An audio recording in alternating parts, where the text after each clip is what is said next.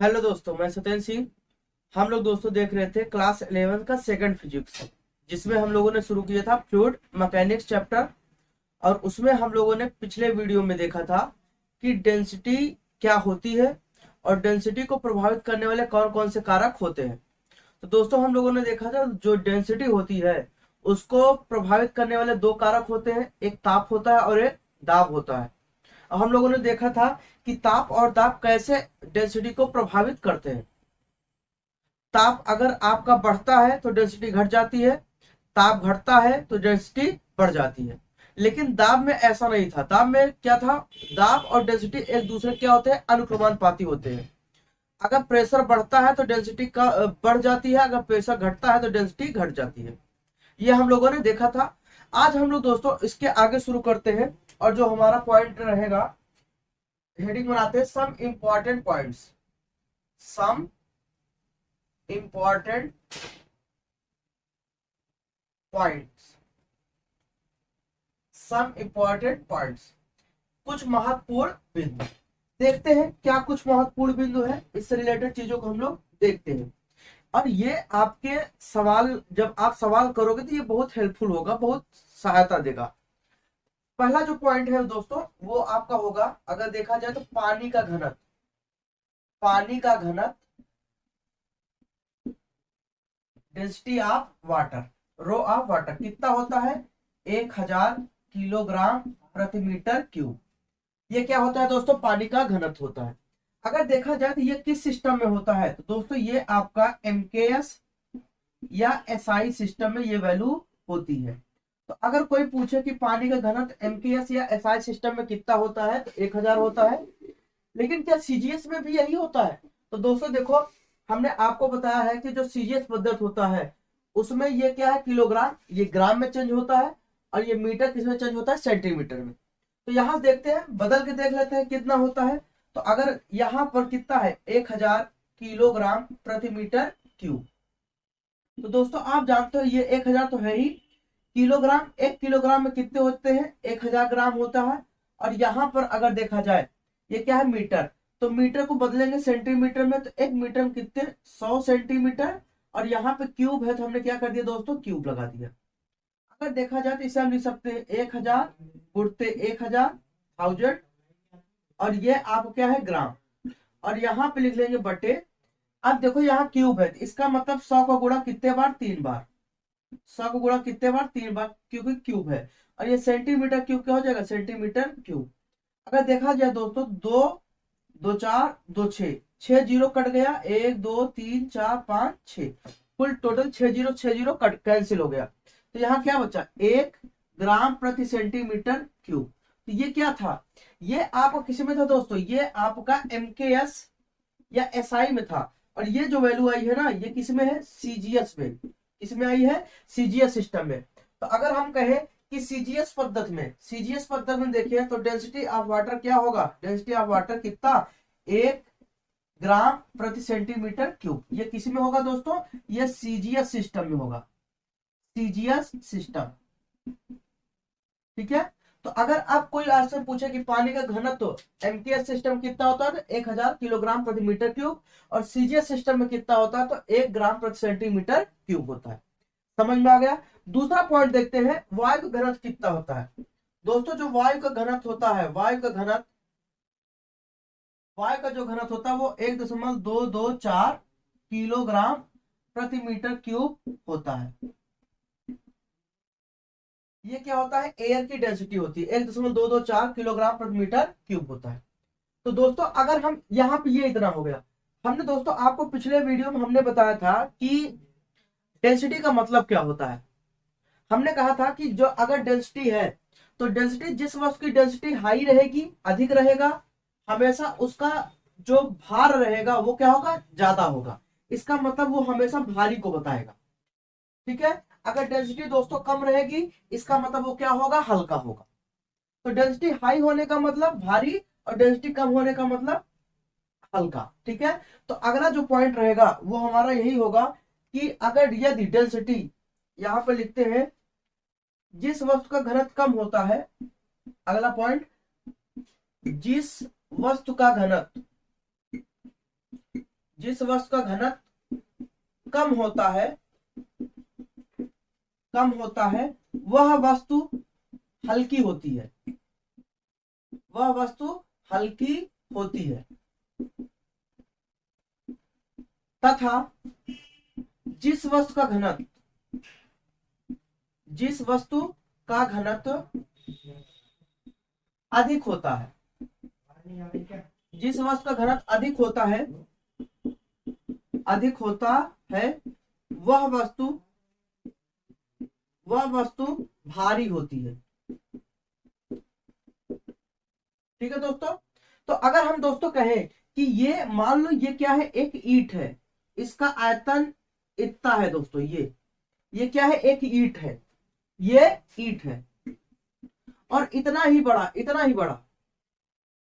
बच्चा बड़ा हमने क्या ले लिया, आप लोग देखते हो सोख्ता आता है ना, या थर्मोकोल ले लो, तो दोनों का आयतन क्या है, सेम है, लेकिन आप देखोगे ईंट की डेंसिटी ज्यादा होती है इसलिए ईंट आपका भारी होगा, और उतने ही बड़ा आकार का अगर आप थर्मोकोल ले लो या जो सोख्ता आता है जिससे क्या कहते हैं, जो सीट कवर में लगा होता है, अगर उसको हम ले तो ये क्या है, ये आपका उतना ही बड़ा होगा लेकिन ये क्या होगा, हल्का होगा, क्योंकि इसकी डेंसिटी क्या है, लो है, इसकी डेंसिटी क्या है, हाई है। तो जिस वस्तु की डेंसिटी हाई होती है वो हमेशा भारी होता है, और जिस वस्तु का डेंसिटी क्या होता है, लो होता है, कम होता है, वो हमेशा हल्का महसूस होता है या हल्का होता है। देखो आप लोग, कई बार लोग कहते हैं ना, अबे यार तुम इतने भारी हो, कि तुम इतने मोटे हो लेकिन बहुत हल्के हो, तो इसका मतलब क्या है, उसकी डेंसिटी क्या है, लो है। ठीक है ना। तो आइए अब अगला पॉइंट देखते हैं, जो इंपॉर्टेंट पॉइंट है। ये बच्चा क्या था, ये बहुत इंपॉर्टेंट पॉइंट है। अगला पॉइंट देखिए बच्चा, अगर हम पानी की बात करें तो हमने कहा पानी का घनत्व जो होता है वो कितना होता है, 1000 होता है, कितने, 1000 किलोग्राम प्रति मीटर क्यूब होता है। लेकिन बच्चा ये कहां पर होता है, किस ताप पर होता है, क्योंकि बच्चा हमने आपको बताया है ताप बदलने पर डेंसिटी क्या हो जाती है, बदल जाती है। तो आप कहोगे सर जी अगर ताप बदल जाए तो डेंसिटी क्या हो जाएगी, बदल जाएगी, तो पानी का भी तो ताप बदलने पर डेंसिटी उसकी बदल जाएगी। तो हाँ बच्चा, पानी का जब ताप बदलेगा तो उसकी डेंसिटी क्या हो जाएगी, बदल जाएगी।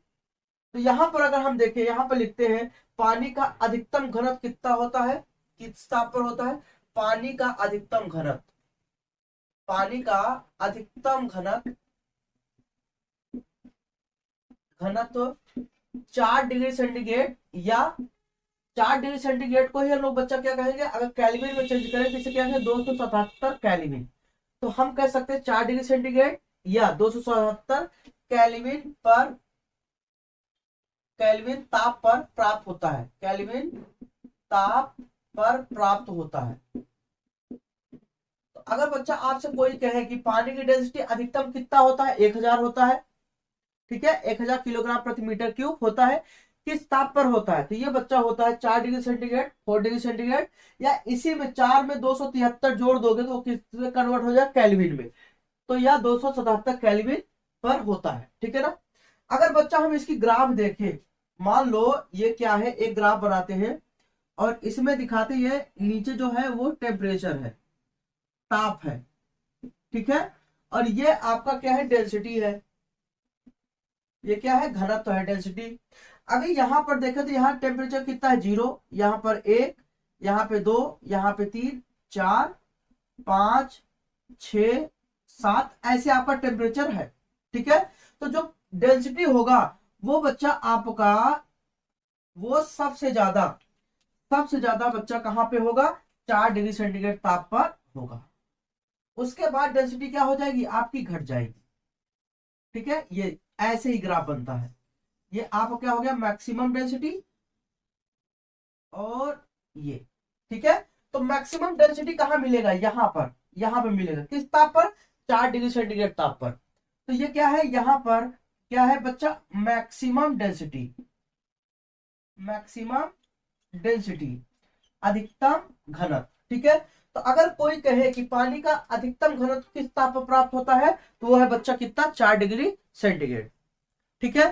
तो अगर बच्चा हम इसी का और देखें, हमने आपको एक चीज कहा कि डेंसिटी और डेंसिटी बराबर फार्मूला क्या होता है, तो मास अपान क्या होता है, वॉल्यूम होता है, आयतन होता है, घनत्व बराबर क्या होगा, द्रव्यमान बटे आयतन। तो एक चीज अगर देखा जाए, घनत्व और आयतन में कैसा संबंध होता है, कैसा रिलेशन होता है, तो देखते हैं दोस्तों। आप लोगों ने पढ़ा क्या, density, density equal to mass upon volume. अगर बच्चों देखें डेंसिटी और आयतन में कैसा संबंध, तो दोनों में क्या है, इनवर्स। अगर डेंसिटी और आयतन को देखें, वॉल्यूम को देखें, तो दोनों में कैसा संबंध है, घनत्व, और इसमें कैसा संबंध है, उल्टा संबंध है, इनवर्स रिलेशन है। और आप जानते हो कि जब भी दो राशियों के बीच में इनवर्स रिलेशन होता है तो हमेशा क्या हो जाता है, एक का मान बढ़ाओगे तो दूसरे का मान क्या हो जाएगा, घट जाएगा, और एक का मान घटाओगे तो दूसरे का मान क्या हो जाएगा, बढ़ जाएगा। इसका मतलब कि अगर हम यहाँ पर देखें, अगर हम आयतन को क्या करते हैं, चेंज करते हैं, आयतन को इंक्रीज करते हैं, तो डेंसिटी क्या हो जाएगी, घट जाएगी। जैसे बच्चा आयतन बढ़ेगा वैसे क्या हो जाएगा, घनत्व कम हो जाएगा, और आयतन कम होता है तो घनत्व हमेशा क्या हो जाएगा, बढ़ता है। ठीक है, तो अगर बच्चा हम यहाँ पर देखें, आयतन अगर बढ़ेगा, आयतन बढ़ता है, तो यहाँ पे घनत्व क्या हो जाएगा, कम हो जाएगा। अगर आयतन घटता है तो घनत्व क्या हो जाएगा, बढ़ जाएगा। जिस वस्तु का आयतन बढ़ेगा उसका घनत्व हमेशा कम हो जाएगा, या जिस वस्तु का घनत्व कम होगा उसका आयतन हमेशा क्या हो जाएगा, बढ़ जाएगा। ठीक है, तो यहाँ बच्चा जब हमने पानी का, ये किसका ग्राफ है, ये पानी का है, पानी के डेंसिटी का ग्राफ है। ठीक है, हमने यहाँ पर देखा कि अधिकतम जो डेंसिटी हमें मिला वो किस ताप पर मिला, जो अधिकतम डेंसिटी मिला वो किस ताप पर मिला, 4 डिग्री सेंटीग्रेड पर, 4 डिग्री सेंटीग्रेड ताप पर। 4 डिग्री सेंटीग्रेड से जैसे हम ताप को क्या करेंगे, बढ़ाएंगे, वैसे ही देखेंगे डेंसिटी क्या होने लगेगा, फिर घटने लगेगा। नहीं तो देख लीजिए, ये आपका 4 डिग्री सेंटीग्रेड ताप है, 5 पर देखिए, अगर हम इस ग्राफ को कहाँ ले जाते हैं, ऊपर, देखिए डेंसिटी क्या हो गई, कम। यहाँ पे डेंसिटी कितनी है बच्चा, इतना है, इतना है, कितना, 1000 है, ये कितना है, 1000 है। लेकिन जैसे यहाँ पर देखिए, अगर हम इसके सामने मिलाए तो क्या डेंसिटी कम हो गई। तो जैसे जैसे टेम्परेचर आगे बढ़ता है वैसे वैसे डेंसिटी क्या होने लगती है, कम होने लगती है। तो हम कह सकते हैं 4 डिग्री सेंटीग्रेड से अधिक ताप बढ़ाने पर डेंसिटी क्या हो जाती है, कम हो जाती है। या 4 डिग्री सेंटीग्रेड से कम ताप करने पर, देखिए यहाँ पर 3, हमने टेम्परेचर को क्या कर दिया, 4 से कम कर दिया, तब भी डेंसिटी क्या हो रही है, घट रही है। ठीक है, तो हम यहाँ पर एक पॉइंट लिख सकते हैं, पानी का घनत्व 4 डिग्री सेंटीग्रेड से अधिक ताप बढ़ाने पर, यहां लिखते हैं पानी का घनत्व, पानी का घनत्व 4 डिग्री सेंटीग्रेड से अधिक ताप, से अधिक ताप बढ़ाने पर, ताप बढ़ाने पर घनत्व, घनत्व कम हो जाता है, घनत्व कम हो जाता है, तथा 4 डिग्री सेंटीग्रेड से कम ताप करने पर, कम ताप करने पर घनत्व कम होता है, कम होता है। तो बच्चा चाहे 4 डिग्री से नीचे ताप लो चाहे इससे ऊपर लो, दोनों कंडीशन में डेंसिटी क्या करेगा, घटेगा। अब एक चीज आपने बच्चा सीखा कि अगर डेंसिटी आपकी हाई रहेगी तो आयतन क्या हो जाएगा, कम हो जाएगा। इसका मतलब कि पानी का जो डेंसिटी होता है वो 4 डिग्री पर अगर अधिक है तो 4 डिग्री पर पानी का जो आयतन होगा वो क्या होगा, कम होगा। ठीक है, इसका जस्ट उल्टा हो जाएगा। तो यहां पर देखेंगे, दूसरा जो ग्राफ बनाते हैं उसको देखते हैं बच्चा, आयतन और टेम्परेचर के बीच ग्राफ बनाते हैं।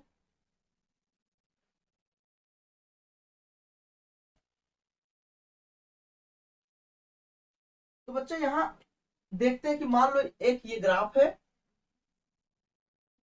ये टेम्परेचर है और ये आयतन है।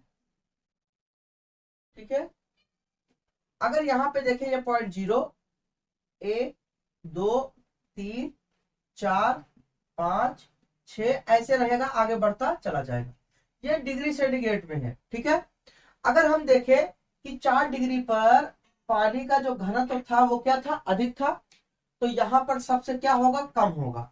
इस पर क्या होगा, पानी का आयतन सबसे कम। तो इसका जो ग्राफ बनेगा इसका जस्ट उल्टा बनेगा दोस्तों। तो ये क्या है, ये पानी का क्या है, पानी के आयतन का ग्राफ है।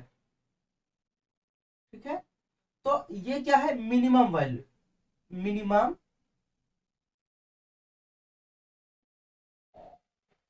न्यूनतम आयतन, न्यूनतम आयतन।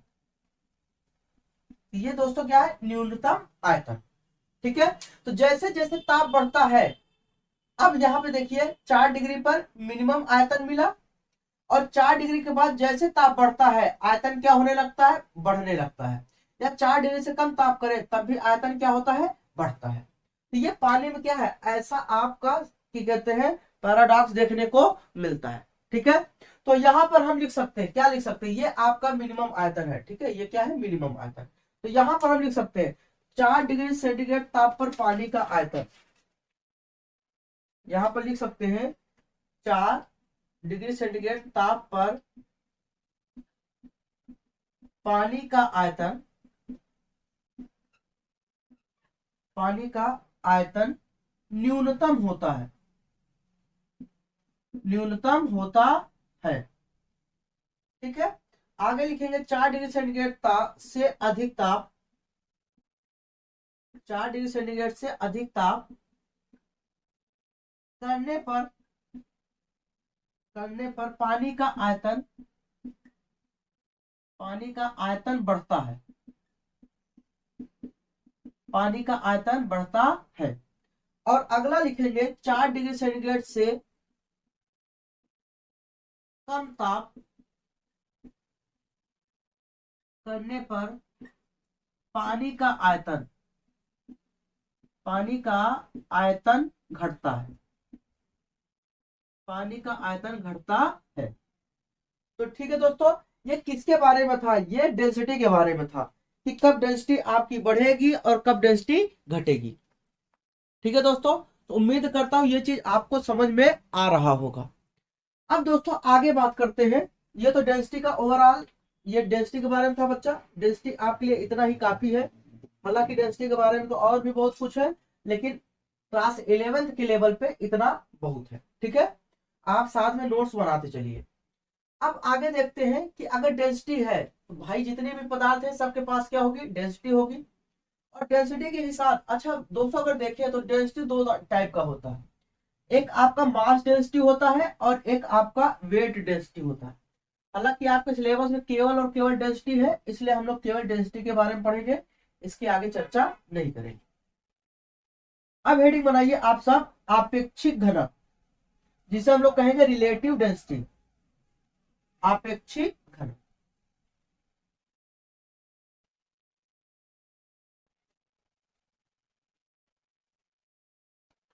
हेडिंग बनाइए आपेक्षिक घनत्व, इसे बच्चा कहेंगे रिलेटिव डेंसिटी, रिलेटिव डेंसिटी।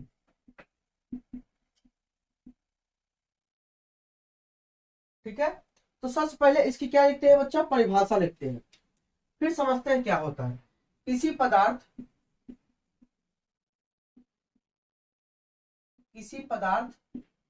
का आपेक्षिक घनत्व, आपेक्षिक घनत्व उस पदार्थ के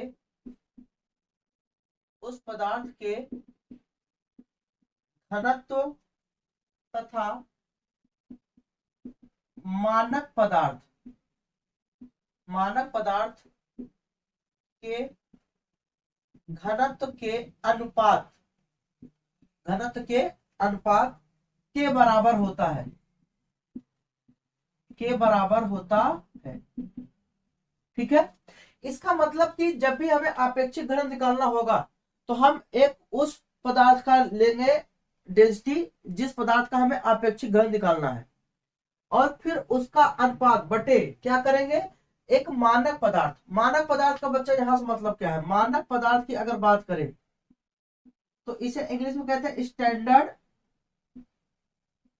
स्टैंडर्ड सब्सटेंस बोलते हैं, एक मानक पदार्थ। और द्रव के कंडीशन में बच्चा मानक पदार्थ क्या लिया जाता है, आपका पानी। मानक पदार्थ क्या लिया जाता है, पानी। तो इसका मतलब पानी क्या है, आपका स्टैंडर्ड सब्सटेंस है। और पानी का घनत्व, इसका मतलब कि यहाँ पर जो स्टैंडर्ड सब्सटेंस है, ठीक है, डेंसिटी ऑफ स्टैंडर्ड सब्सटेंस, वो क्या होगा, डेंसिटी ऑफ वाटर। और डेंसिटी ऑफ वाटर कितना होता है, 1000 किलोग्राम प्रति मीटर क्यूब। तो किसी भी पदार्थ का अगर हम रिलेटिव डेंसिटी निकालते हैं बच्चा, तो उसका हमेशा वाटर के डेंसिटी से क्या कर देंगे, भाग दे देंगे। तो यहाँ पे बच्चा अगर हम कहें आपेक्षिक घनत्व बराबर, आपेक्षिक घनत्व बराबर, तो क्या होगा, पदार्थ का घनत्व, पदार्थ का घनत्व बटे मानक पदार्थ का घनत्व, मानक पदार्थ का घनत्व। ठीक है। अब रिलेटिव डेंसिटी को आरडी से लिखते हैं, आरडी रिलेटिव डेंसिटी। तो मानक पदार्थ डेंसिटी ऑफ सबस्टेंस बटे डेंसिटी ऑफ स्टैंडर्ड सबस्टेंस। तो दोस्तों ये आपका फार्मूला बन गया। ठीक है। अब यहाँ पे और अगर आगे चले तो आर डी इक्वल टू क्या हो जाएगा, डेंसिटी ऑफ सबस्टेंस बटे डेंसिटी ऑफ वाटर। क्यों, क्योंकि स्टैंडर्ड सबस्टेंस के रूप में बच्चा हम लोग क्या ले रहे हैं, वाटर ले रहे हैं, पानी ले रहे हैं। जो मानक पदार्थ है उसके रूप में हम लोग क्या ले रहे हैं, पानी ले रहे हैं। ठीक है। पानी से हम सारे डेंसिटी की तुलना करते हैं, क्योंकि पानी बहुत आसानी से मिलता है, बहुत ज्यादा मात्रा में है, इसलिए हम लोग पानी से ही तुलना करते हैं। तो यहां से लेंगे R D equal to substance, density of substance upon पानी घनत्व कितना होता है, 1000। तो ये बच्चा आपका ये भी फार्मूला है, ये भी है, ये भी है, जो आपको सही लगे, उचित लगे, आप लिख सकते हैं। तो कुल मिला के अगर बच्चा यहां से देखे, अगर हम अब बात करें कि आपेक्षिक घनत्व का मात्रा क्या होता है, तो डेंसिटी ऑफ सबस्टेंस, किसी भी पदार्थ की जो डेंसिटी होगी वो किलोग्राम प्रति मीटर क्यूब होगा, बटे डेंसिटी ऑफ स्टैंडर्ड सबस्टेंस, उसका भी मात्रा क्या हो, किलोग्राम प्रति मीटर क्यूब। इसका मतलब ये कट गया तो कोई मात्रक नहीं आएगा। इसका मतलब जिस चीज का मात्रक नहीं होता उसे हम लोग क्या कहते हैं, विमाहीन राशि कहते हैं। क्या कहते हैं, विमाहीन राशि कहते हैं। इसका मतलब कि ऐसी राशियां जो समान राशियों का अनुपात होता है। ये क्या है, आपेक्षिक घनत्व एक राशि है, एक भौतिक राशि है, लेकिन ये कैसी राशि है, ये दो समान राशियों, देखिए घनत्व और ये भी घनत्व, दो समान राशियों का क्या है, अनुपात। जब भी दो समान राशियों का अनुपात होता है बच्चा, तो हमेशा वहां पर कोई मात्रक नहीं आता है और उसका न तो कोई विमा होता है, इसलिए उसे हम लोग डायमेंशन लेस क्वांटिटी बोलते हैं, विमाहीन राशि बोलते हैं। ठीक है। तो जो आपका आपेक्षिक घनत्व है वो क्या है, विमाहीन राशि है, इसका कोई मात्रक नहीं होता। अगर बच्चा यहां से देखे एक चीज, अगर हम यहाँ पे डेंसिटी ऑफ सबस्टेंस निकाले तो इसका हम क्रॉस मल्टीप्लीकेशन कर सकते हैं, त्रियक गुणा कर सकते हैं। तो यहां से अगर बच्चा देखे तो हम कह सकते हैं density of substance equal to relative density into 1000। इसका मतलब किसी भी पदार्थ का घनत्व निकालना है तो उसके आपेक्षिक घनत्व में 1000 का गुणा कर देंगे, हमेशा उसका क्या पता चल जाएगा बच्चा, उसका घनत्व हमें पता चल जाएगा। ठीक है ना। तो आइए अब इसके आगे चलते हैं।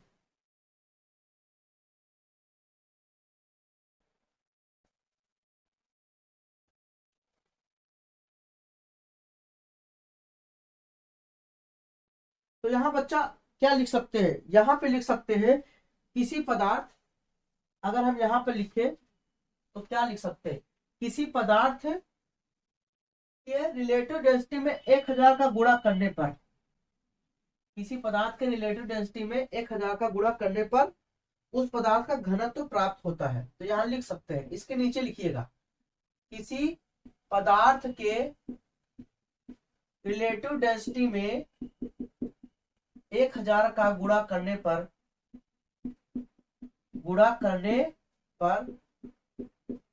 उस पदार्थ का घनत्व प्राप्त होता है। ठीक है बच्चा। तो ये क्या था, ये आपका अपेक्षित घनत्व था। अगर बच्चा हम यही से अब देखें, कुछ उदाहरण देख ले, जैसे मान लीजिए हमें ऑयल हमने लिया, तेल लिया, तो तेल का जो बेटा घनत्व होता है, डेंसिटी ऑफ ऑयल, जो तेल का घनत्व वो कितना होता है, 800 होता है किलोग्राम प्रति मीटर क्यूब। तेल का घनत्व कितना होता है, 800 किलोग्राम प्रति मीटर क्यूब लगभग में। अगर हम इसका रिलेटिव डेंसिटी निकालें तो रिलेटिव डेंसिटी बराबर क्या हो जाएगा, डेंसिटी ऑफ ऑयल बटे क्या कर देंगे, 1000, क्या कर देंगे 1000। और यहाँ पे देखिए ऑयल की डेंसिटी कितनी है, 800, और ये बटे कितना, 1000।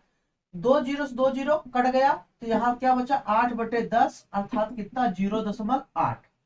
ये रिलेटिव डेंसिटी आ गया 0.8। तो ऐसी हम क्या करते हैं, रिलेटिव डेंसिटी हम लोग निकालते हैं। अगर बच्चा हम यहाँ पे कहें कि हमारे पास मान लो क्या है, वाटर है, क्या है, वाटर। तो वाटर का जो डेंसिटी होता है पानी का, पानी की जो डेंसिटी होती है बच्चा, डेंसिटी ऑफ वाटर कितना होता है, 1000 होता है, 1000 किलोग्राम प्रति मीटर क्यूब।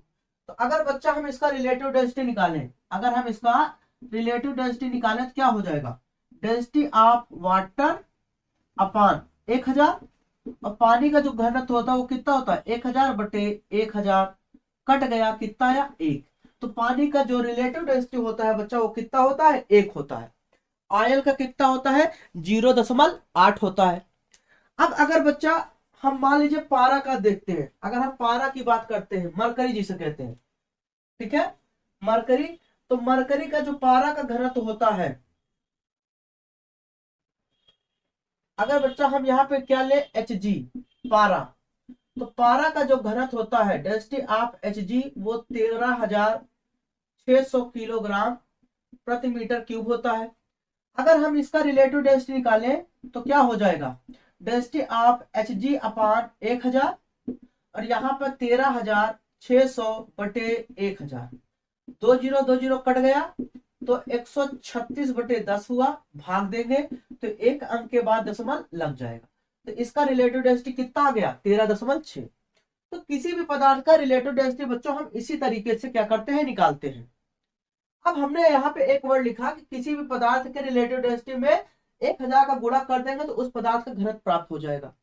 अगर दोस्तों हम यहीं पर देखें, इस जगह देखें, ये ठीक है, अगर हमने कहा ये तेल का क्या है, रिलेटिव डेंसिटी, तो अगर हमें निकालना है सब ऑयल का डेंसिटी निकालना है, तो इसका रिलेटिव डेंसिटी कितना है, 0.8, और इसमें क्या कर दे, 1000 का क्या कर दे, गुणा कर दे।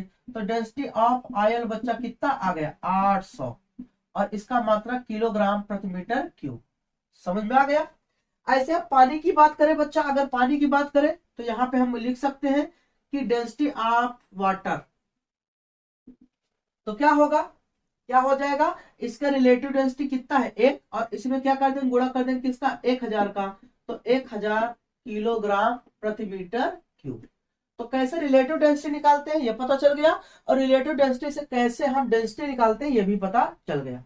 ऐसे इसका देख लेते हैं बच्चा, अगर इसका देखते हैं substance of density of Hg, तो कितना करेंगे, 13.6 गुणते कितना, 1000, और इसका गुणा करेंगे 13600 किलोग्राम प्रति मीटर क्यूब। तो ये बच्चा क्या हो गया, इसका डेंसिटी हो गया। तो उम्मीद करता हूं दोस्तों ये वीडियो आपको पसंद आया होगा। अगर आपको अच्छा लगा है तो आप अपने दोस्तों में शेयर करें, चैनल को सब्सक्राइब करें अगर आपने नहीं किया है तो, और वीडियो को लाइक करें। कमेंट बॉक्स में अपनी राय जरूर दें, कैसे पढ़ा रहे हैं, अच्छा पढ़ा रहे हैं, खराब, जो भी आपका विचार है, आप अपना विचार रखने के लिए स्वतंत्र हैं। ठीक है दोस्तों, और अच्छे से पढ़ते रहिए। Thank you.